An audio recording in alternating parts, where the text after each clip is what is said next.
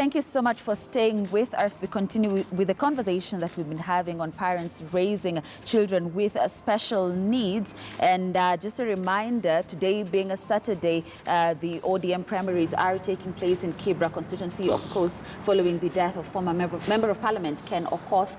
Our reporter Timothy Otieno is there. He's currently at the Olympic Primary School. Of course, we know the primaries are set to take place from 8 a.m. to 5 p.m. He will be joining us in the course of this program just to share, or rather to paint a picture for us of what exactly is happening on the ground. Do stick around for that. So we continue with the conversation we've been having. Remember to keep your feedback coming at KTN News KE, at Grace Korea KE. I see a lot of it. And of course, I'll be sampling it at the end of the program. And you can also call in live. The numbers there below your screen. Any questions you may have or comments. Dr. Douglas Misiko, karibu sana. I want to come back with you because this I was about to say gentlemen, Carol, sorry.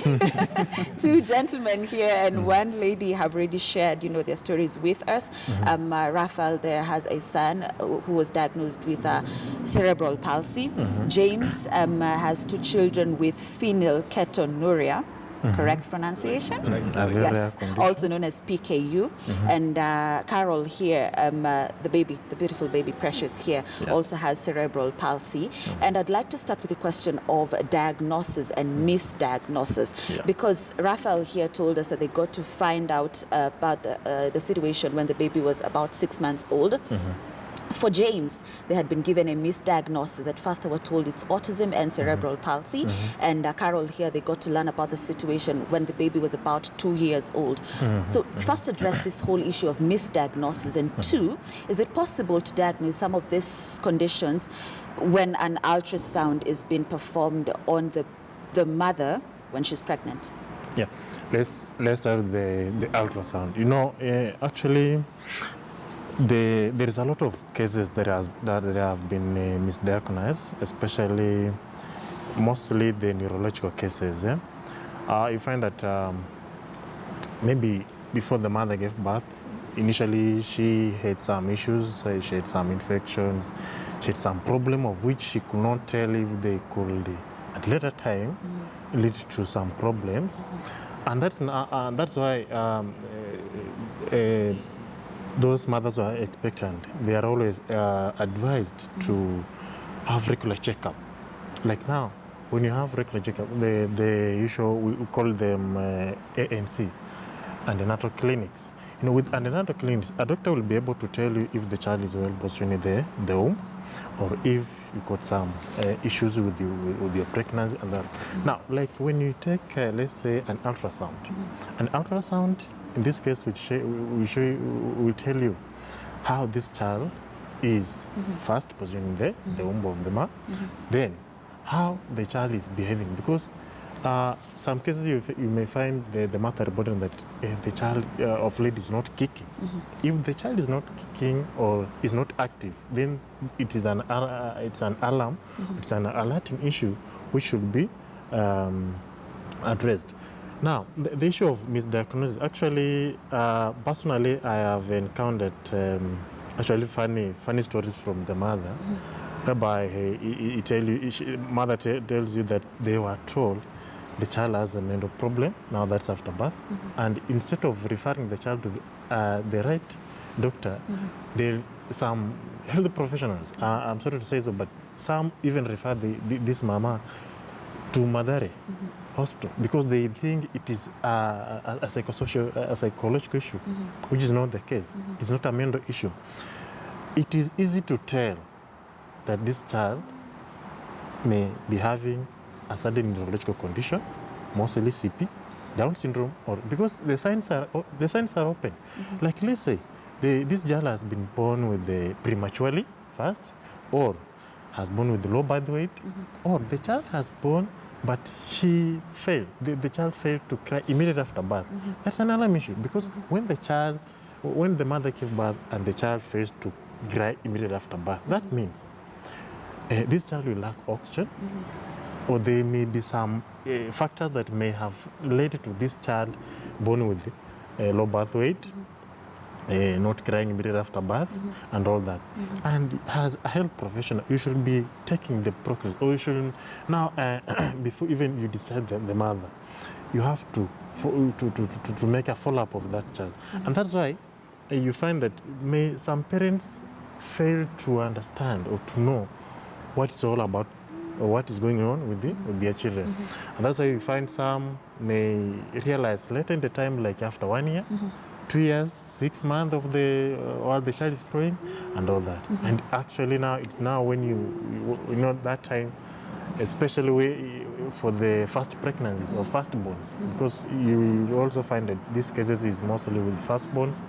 Firstborn, you are a young mama, and you are like, this is your first experience with the kids. You don't know at what age the child should be able to hold the neck, to sit upright, and all that.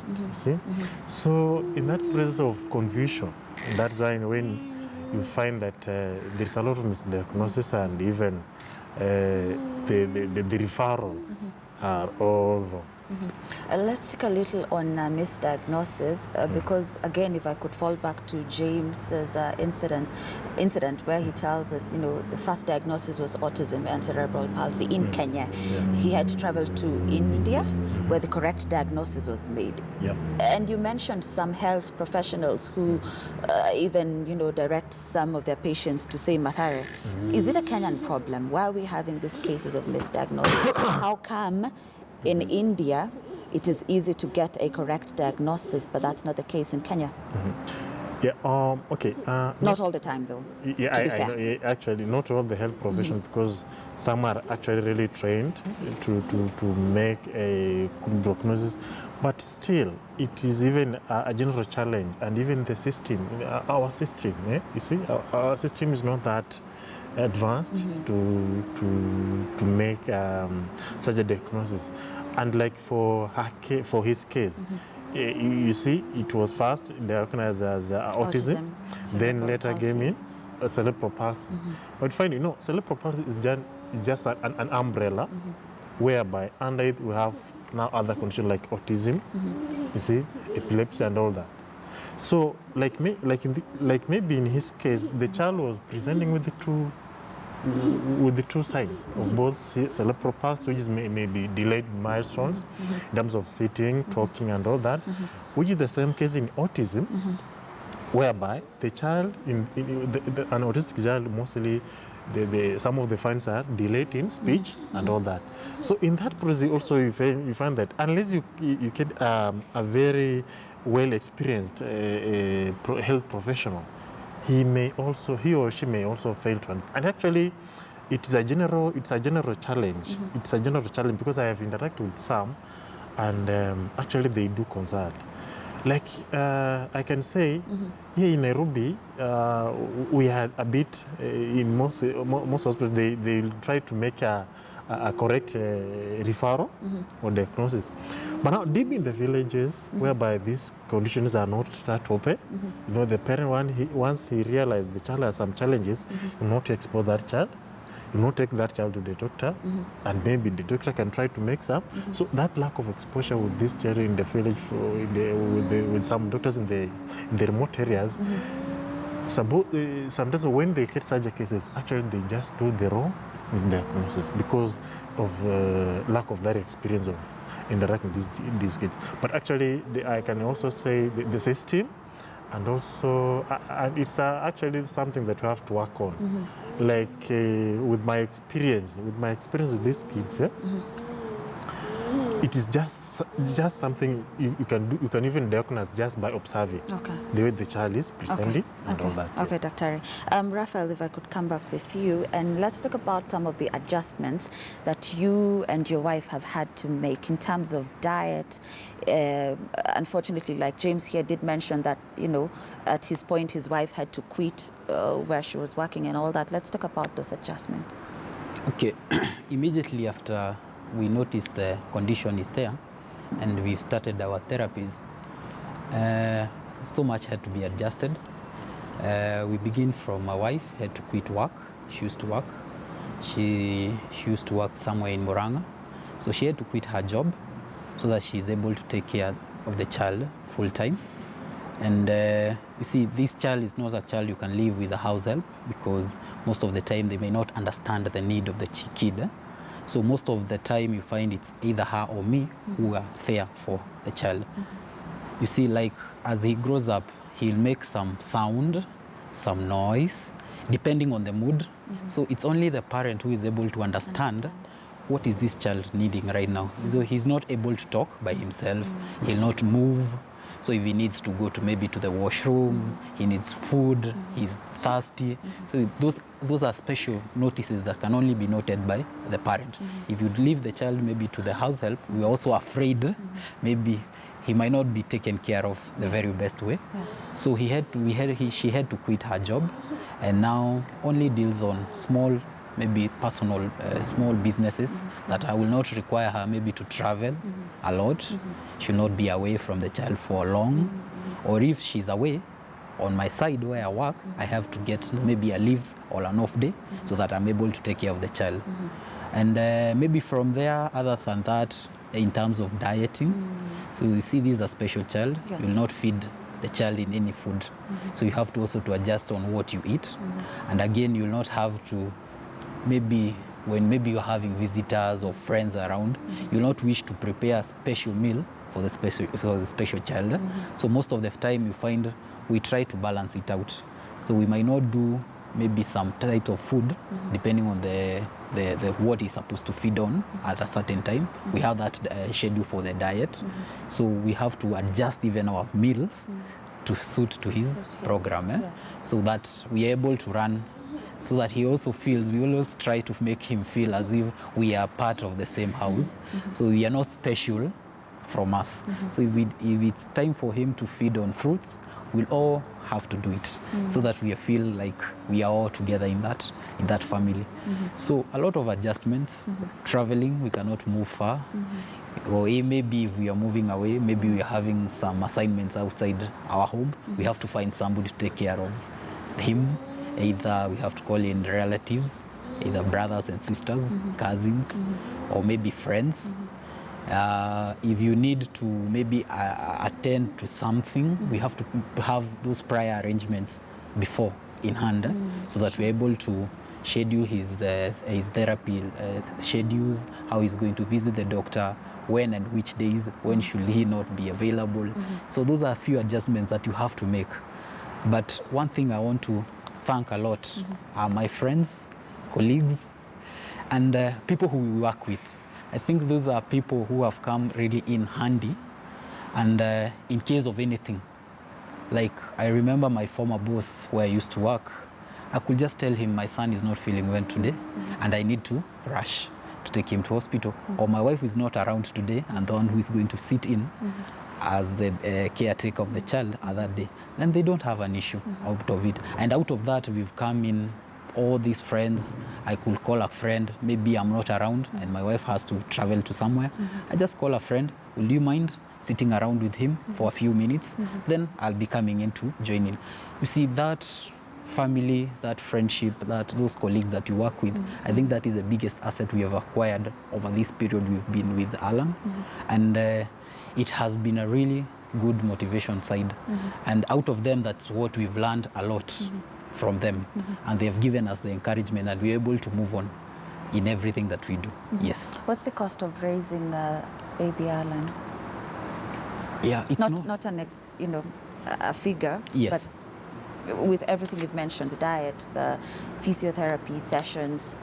Yeah, like for him, he does a minimum of 2 physiotherapies in a week.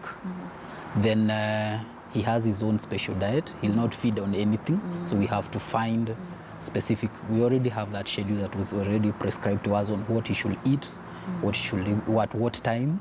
So we always run within that program. And other than that, time that is taken to take care of him. There are special gadgets, walking, there are special shoes that he has. So we usually have them changed on a periodic time, 6 months, periodically, the shoes. We also had special gadgets for his hands so that he could open up. He has also a special seat, so he'll not sit on the normal seats where we sit. Special beds, special playing areas. All these are special things about him that came in as an extra cost from him being a special child. Yes. Okay. James, I'll be coming to you, but allow me to talk to Carol first. And I want you to share the same thing that Raphael here has told us on the adjustments that you had to make. We've seen baby Banaya, such an awesome, precious baby. I love that kid. But now here comes baby Precious, Blessing, and the choice of the names, I must say. That was really good of you and, your husband. But here now comes this special child, baby Precious. She's not like the other 3 children that you've had. So what are some of these adjustments that you and your husband have to make? Okay. To start with, I used to have a business that was doing very well. Okay, immediately Precious was born, we didn't know that she has a problem.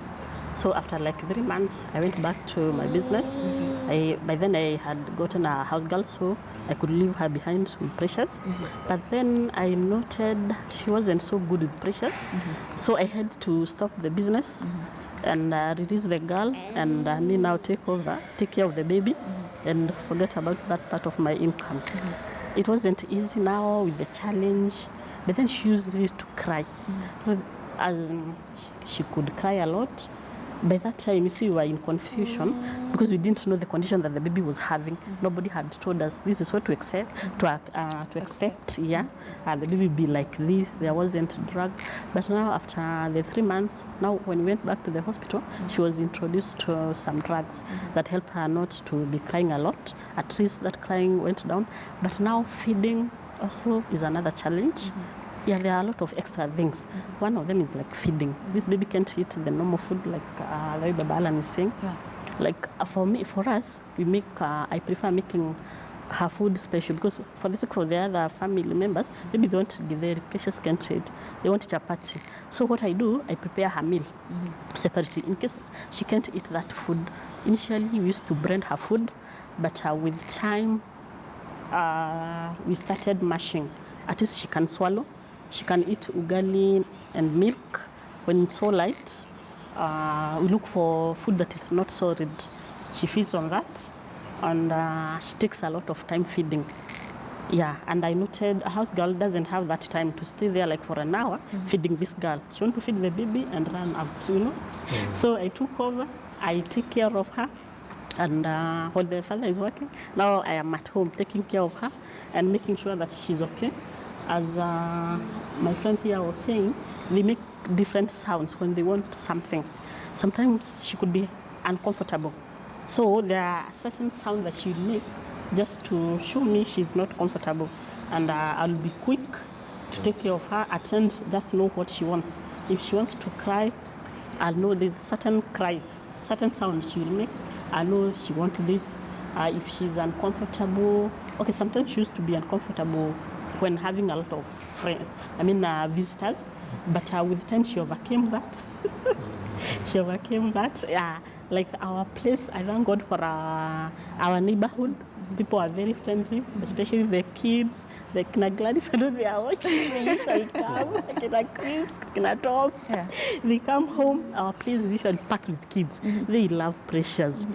And also I was told at CPS Kina Douglas, he's also a therapist to Precious. They said we shouldn't take these kids away from other kids. They should interact. So they get used to those noise, they live a normal life. But when this baby is used to be locked somewhere, that means the time you'll take her out, you want to travel, she'll not be able to travel because of the noise. So we really try to make sure she's living a normal life. If she's walking, going out, we go with her. So as she gets used, and like now, there was a time we couldn't be here. Like by now, she could have cried long time and we would be out of this place. But at least now she's used to see. There's a great improvement. And she's all smiling. My goodness, I can't insist that much more. James, you told us about, your wife having to quit her job, and it also affected you. But just share more on those adjustments. Let me say, in our case, we had to do a complete overhaul. Number one, the wife stopped working, and at some point, I also stopped working. And in this way, in employment, I thank God that my brother here had an environment, or has an environment, that he was well understood. And you'll find that in most environments, cases like ours, particularly someone like me, who is also very passionate. I cannot, if my child is unwell, I have to stop everything else and go there.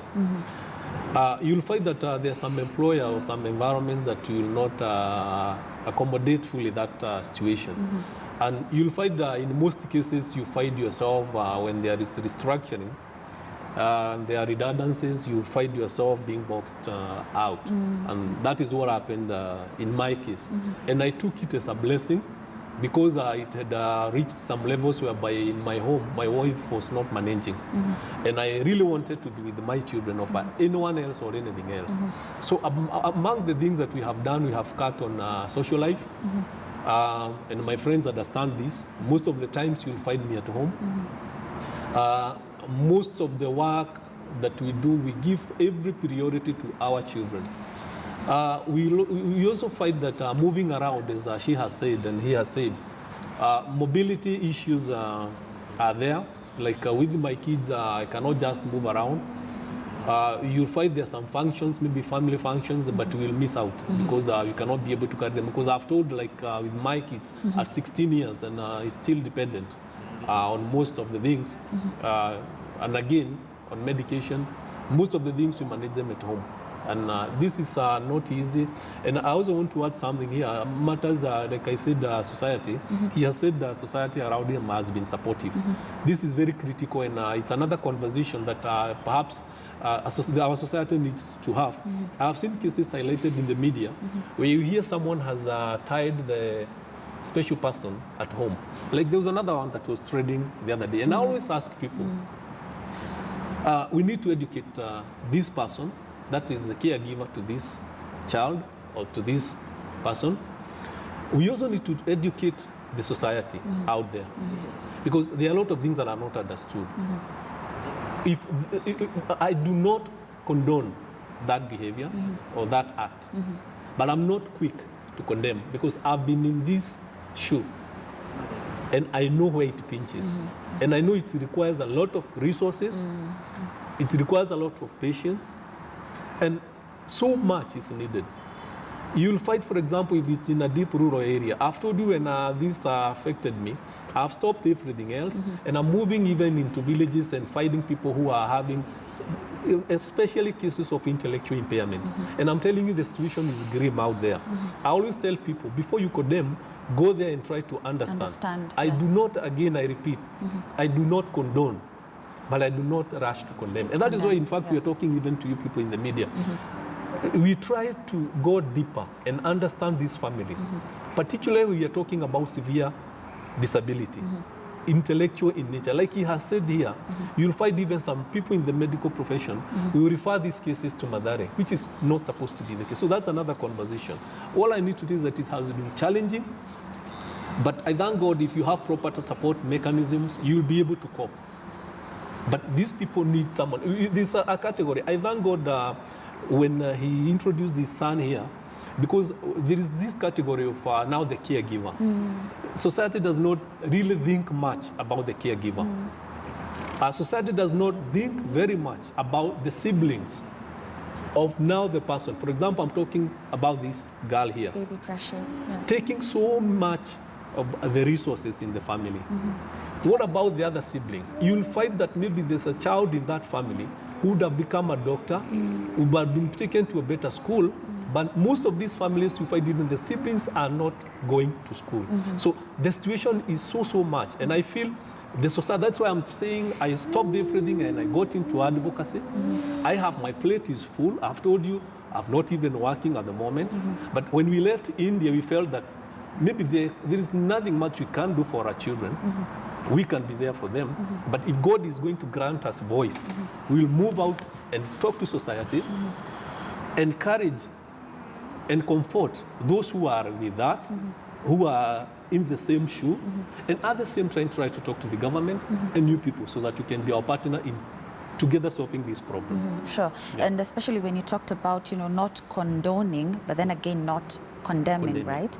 You remind me of last week we had the Westlands Member of Parliament, Honorable Tim Wanyonyi. He also has a form of physical disability. And that's pretty much the same thing he was saying. And when you talk about the media, you again reminded me of a piece, a very bold piece that was done by my colleague Hussein Mohammed. I don't know if any of you watched it, on the Child Welfare Society of Kenya, an institution that is charged, with the mandate of taking care of these precious angels, but is doing the contrary. It is unfortunate. Daktari, I want you to share your sentiments regarding all these three have told us.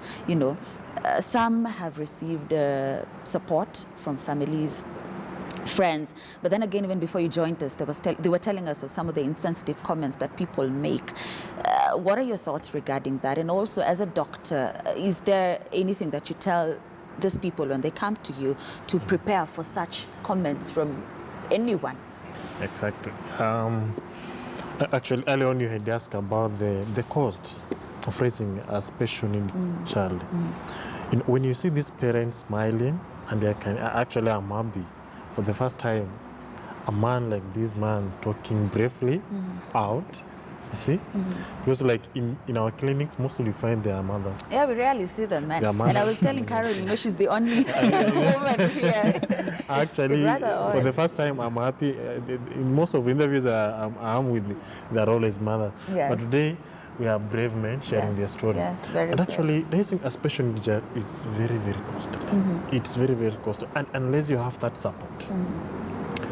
Yes, there is those who will, in initial cases, when the child is still young, they try to try to support you in, let's say, because these kids, like those with cerebral palsy, some are under medication and convulsions, and convulsion medications are very expensive. Come to their diet. Their diet is not just the other diet, just like the normal diet. It have to be special. Everything have to be special. Even the house girl. A house girl, when he comes into your house and see you have a special child, definitely she'll ask you for more stipends. Yes. Correct? Yes. So all they from caregiving, the adaptive equipment they have to use, the medication, the therapy. Thank God, recently there is a lot of therapy centers that have opened up, and actually they are offering the therapy almost for free, like where I work, Cerebral Palsy of Kenya. Actually, it's an organization that started by parents with children with special needs back in 1990s. Actually, they are celebrating 25 years in operation. And what we normally do is the parents came, they register as a members with a 100,000 shillings fee.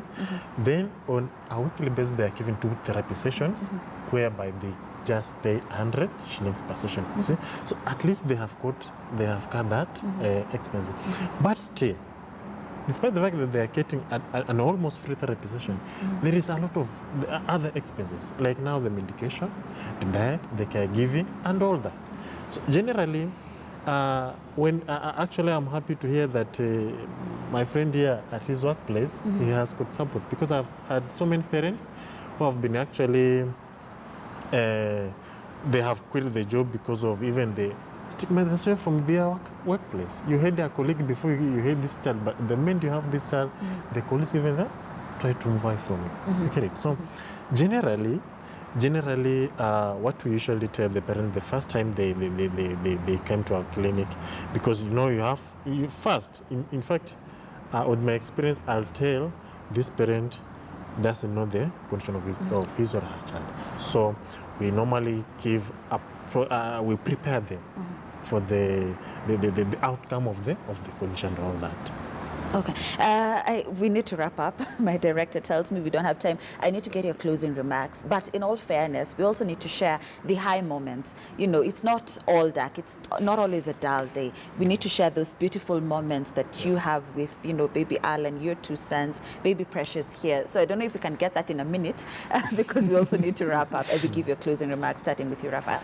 Okay, on my part, I think I've always been having those high moments with him. He's one son who always loves music, football, and movies. So out of him, I've been able to achieve so much. I've been able to push myself. I think my first interview on TV was about him. That's the first time I came into a TV interview. I think these are the few things that I've achieved. Yeah. When you go to any place, you're given that priority because of him. I've met few politically exposed persons through him. I'd say it's his blessing that has pushed me to whom I am until today. And I think that is something I've really taken in from it. On my closing remark, I'll say that to all those parents that are having special children, it's not all doom. There's always the brighter side of it.